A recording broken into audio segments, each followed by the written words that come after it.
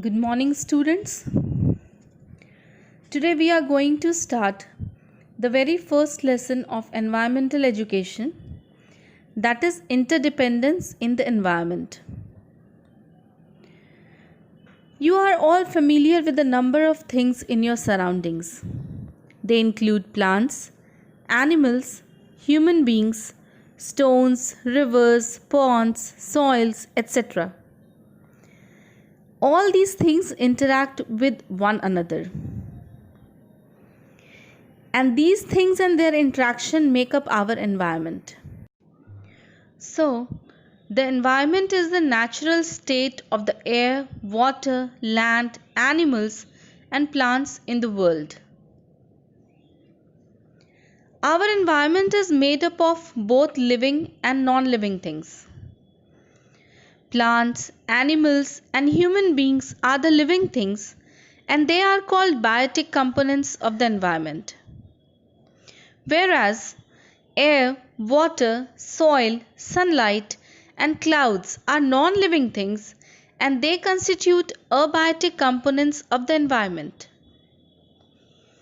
The biotic and the abiotic components of the environment depend on each other.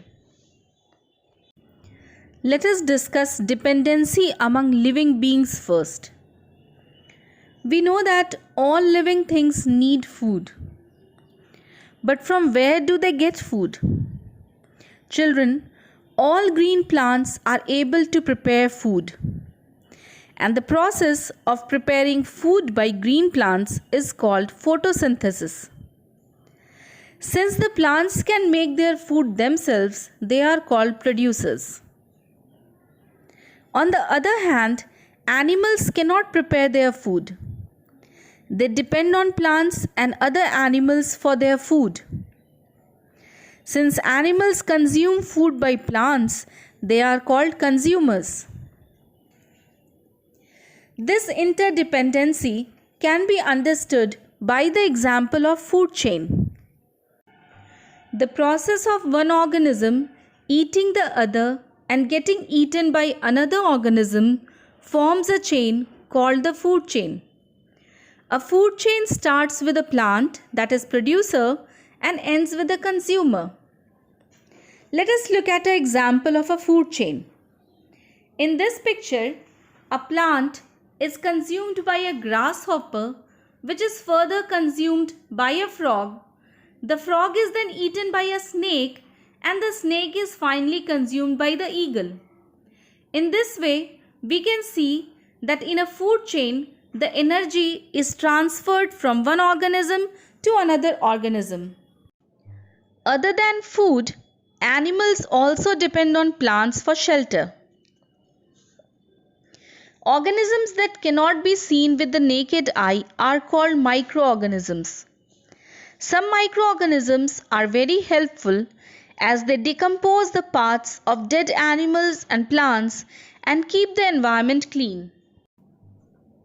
All living things are equally dependent on abiotic components of the environment.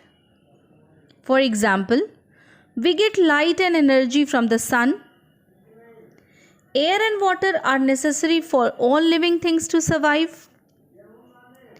Plants need soil to grow, and animals and human beings also need land to live on. Since the biotic and abiotic components are interdependent, the absence of one would affect the other. For example, during photosynthesis, plants take in carbon dioxide from the air and release oxygen. This oxygen is available to animals, including human beings, for breathing. During breathing, animals release carbon dioxide in the air, which is used by plants to prepare their food.